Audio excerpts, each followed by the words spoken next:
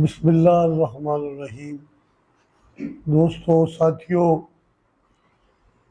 आज यौम पाकिस्तान करारदाद लाहौर के हवाले से 23 मार्च 1940 को जो करारदाद पेश की गई थी, उसके जायज़ा के लिए आज जी वकार दोस्त तशरीफ़ लाए हैं और मेरे फाज़ल दोस्तों ने हुब्बुल वतनी से तज़िया पेश किया। साथियों, करारदाद लाहौर 23 मार्च 1940 को मुस्लिम लीग के एक सालाना इजलास जो मंटो पार्क में हुआ, वहाँ पेश की। 1906 में मुस्लिम लीग बनी, लेकिन कोई कारकर्दगी सामने नहीं आई। 1937 में कैद आज़म को क़यादत दी गई और एक मौजन जज्बा जो है वो कारफरमा हुआ और फिर मामलात सामने आए। और दूसरा, हिंदुओं का जो रवैया था मुसलमानों के साथ, उसको भी पेश नज़र रखा गया। जब तकसीम होना तय हो गया कि पाकिस्तान और हिंदुस्तान में तकसीम होना है, तो उस वक़्त मुसलमानों ने अपनी बका के लिए, बका किस बात की थी? बका इस बात की थी कि वहाँ हम हिंदुओं के साथ रहकर हम इंसाफ की, समाजी मसावात की जो रवश है उसको कायम नहीं रख सकते।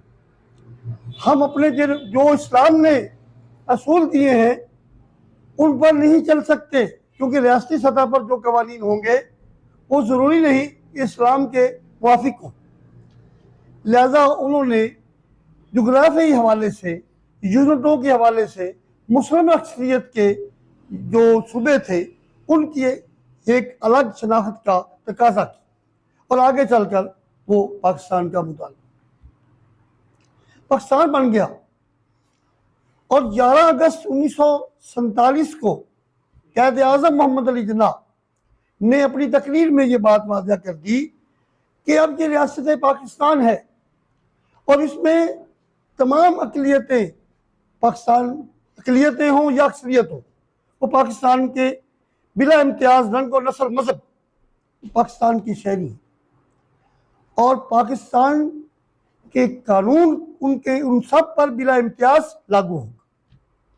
हज़ूर अनवर कैद आज़म मोहम्मद अली जिन्ना एक ऐसी शख्सियत थे जो किसी भी हल्के में, पाकिस्तान के किसी भी हल्के में खड़े हो जाते तो वो कामयाब होते। लेकिन उन्होंने पार्लिमानी निज़ाम को चलाने की बात कही, लेकिन पार्लिमानी निज़ाम के लिए अपने आप को पेश नहीं किया।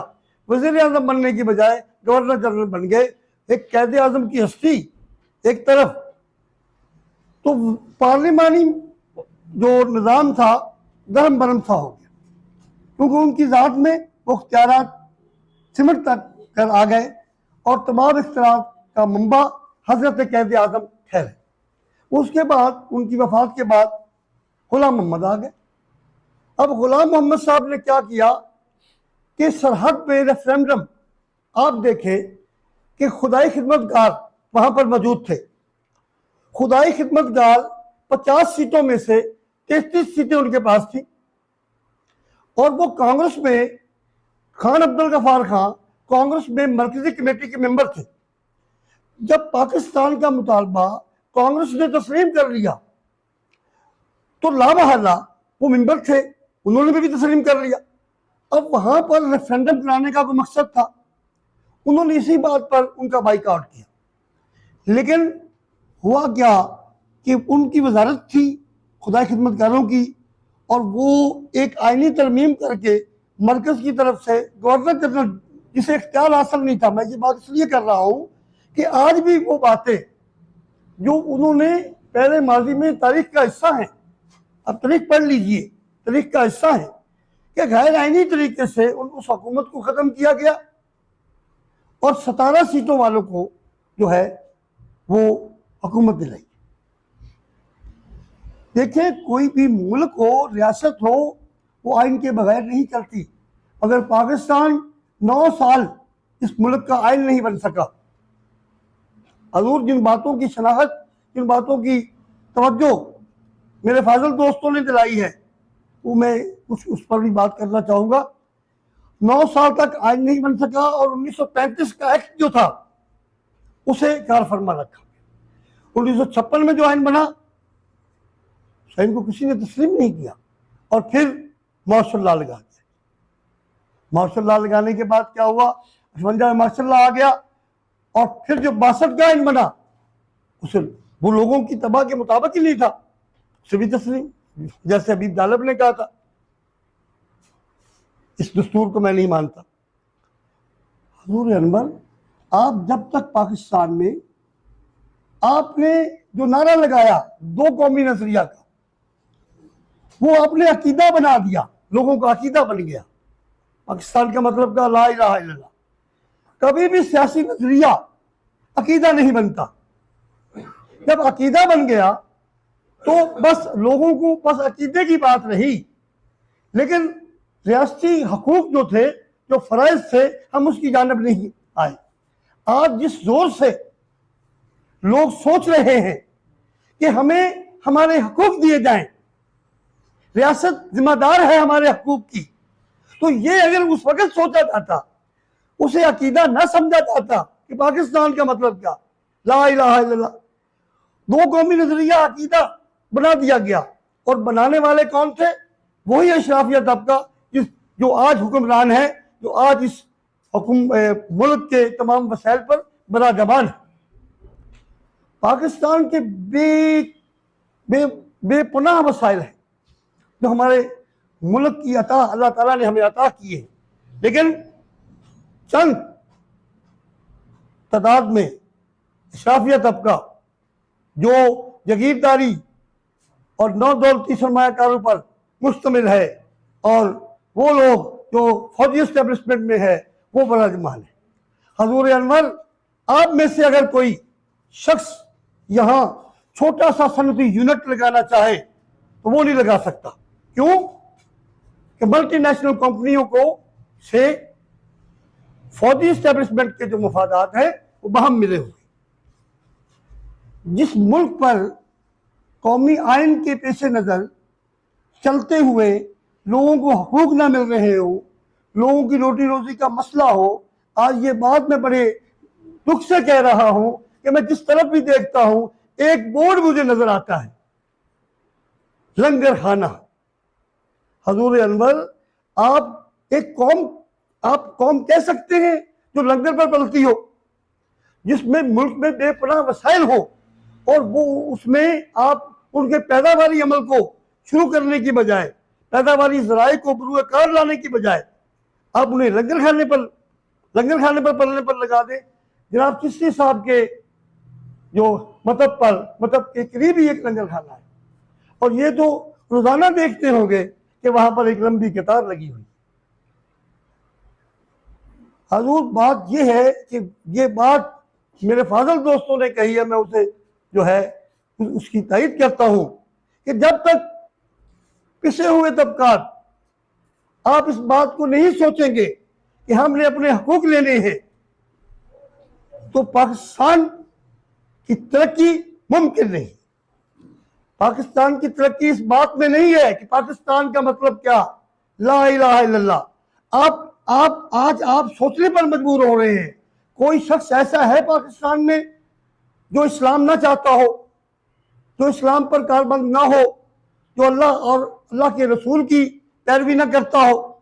सब कर रहे हैं, मगर वो इस बात में अपने आप को अशराफिया तबका जो है वो बड़ी ज़िबा समझते हैं, क्योंकि उन्होंने नजरिया पाकिस्तान को अकीदा बना दिया। हजूर अनवर, आप अपने हकूक के लिए कोशा रहें, और जब तक आप अपने हकूक के लिए रियासत की सतह पर अपनी दबाव नहीं डालेंगे, आपको हकूक मिलने वाले नहीं है। और अगर ये खुशफहमी में रहे कि पाकिस्तान का मतलब क्या, या दूसरी ये बात कि हम कामयाब हो गए हैं, पाकिस्तान बन गया है, लेकिन जब तक किसी चीज का कोई नतीजा नहीं निकलता, मुझे शेर याद आ रहा है, ये एडी गुड़ी टलिए क्यों टावी टावी छाए, वो बातें हमें मुयस्सर नहीं हो सकी जिसके ख्वाब हमने देखे थे। ये एडी गुड़ी टलिए क्यों टावी टावी छाए, ये दनाई छतरी है कि वे छानने किंदा ना है। चानन दे लारे सुन सुन मैं कीता इतबार हनेरे ते, चानन दे लारे सुन सुन मैं कीता इतबार हनेरे ते, मैं बिट बिट तक्की जाना वा आसा दे भरे बनेरे ते, मैं बिट बिट तक्की जाना वा आसा दे भरे बनेरे ते। एक काला पंछी बैठा है, ना कोयल है ना कावा है। एक काला पंछी बैठा है, ना कोयल है ना कावा है। जेडी गुड़ी टाली है क्यों टावी टावी छाए, रेतां दी चूड़ी तसदे ने ये दारू अखियां आइयां दा, रेतां दी चूड़ी दसदे ने ये दारू अखियां आइयां दा, किधरे भी कोई जोर नहीं इन्ना बेनूर खुदाइयां दा, इस बदिया गुज्जी नेकी दा बस एवें ना ही ना। हजूर अनवर जब हम अपने हकूक के लिए आदर्श नहीं रखेंगे, मैदान अमल में नहीं आएंगे और सियासी तौर पर हम इस बात में उलझ जाते हैं कि मैं समाजी खिदमत सर अंजाम दे रहा हूँ। हजूर आपके मुकाबले पर एक सियासी तहरीक है जो उन्होंने आलमी एम्पीरियलिज्म सरमायादारों के साथ साम्राज्य के साथ जो जुड़ी हुई है, और आप नहते हैं ना आपके पास वसाइल हैं, कम अज कम आप अपनी अफरादी कुव्वत को मुज्तमा करें। और वो अफरादी कुव्वत जो पाकिस्तान में बेवसाइल है, जो मसाइल ज़दा है, इनके हकूक जिन्हें हकूक से मजलू किया गया है, इनके हकूक पामाल हो रहे हैं। और आज हमारा अपना मुस्तकबिल नहीं है, हम अपनी आइंदा आने वाली नस्लों के मुस्तकबिल की जमानत अपनी नस्लों को क्या फराहम कर सकते हैं। आज अगर हम खुशफहमी में माजी की दास्तानों में रहेंगे तो हजूर हम अपना हाल अपने हाथ से जो है हमारे हाथ से निकल जाएगा। हम उस माजी की खुश रूह बातों में न रहें, बल्कि आज देखें, फिक्र करें। फिक्र की जमा अफकार है, अफकार की जमा फिक्र से अफकार की जमा है, अफकार जमा है। तो अगर आप फिक्र नहीं करेंगे, अफकार बनेंगे, मुख्तलिफ अफकारात एक नजरिया बनती। तो कौम वो है जो एक नजरिए को लेकर चलती है, और वो ये नहीं कि एक नुक्ता नजर एक जुज़ तो शादा हो, फरवा हो, बल्कि जो एक बहुत बड़ा हुजम है वो महरूम हो जाए। ये तो इस्लाम नहीं चाहता। मैं ये आपसे बात करना चाहता हूं कि अगर हमने मान लेते हैं इस बात को कि पाकिस्तान का मतलब ला इलाहा इल्लल्लाह है, तो खुदा तो ये नहीं चाहता, किसी के साथ नाइंसाफी नहीं चाहता, किसी को हकूक से महरूम करना नहीं चाहता, किसी का हक मारने के लिए जो है वो इस्लाम ने तबलीग नहीं की, मसावात को कायम किया। तो जिस मुल्क में आज आप देख रहे हैं शराफिया के हाथों ये मुल्क चल रहा है, हम वो तो इतने बड़े जो हुजम को वसाइल को उन्होंने हमें महरूम करके गैर मुल्की वसाइल पर इस मुल्क को चला रहे हैं। वो पैसा जो कर्जों की सूरत में हमें मिलता है, क्या आपने इस्तेमाल किया है, क्या मैंने इस्तेमाल किया है? इसका नतीजा ये निकला कि आज हम इस बात का अहद करें कि हम किसी भी सतह पर हैं तो अपने पिछे हुए तबकात को, हम जो लोग हैं जो उनके मद्दे मुकाबल जो है अपने आप को जो हम सामना कर रहे हैं, हम मुतीद हो जाएं और उनके जुल्म का हम सामना करें, उनके जुल्म का शिकार ना हो। तो सामना इस तरह ही हम कर सकते हैं अगर हम अपने दरमियान सियासी तौर पर हम आंगी पैदा करें।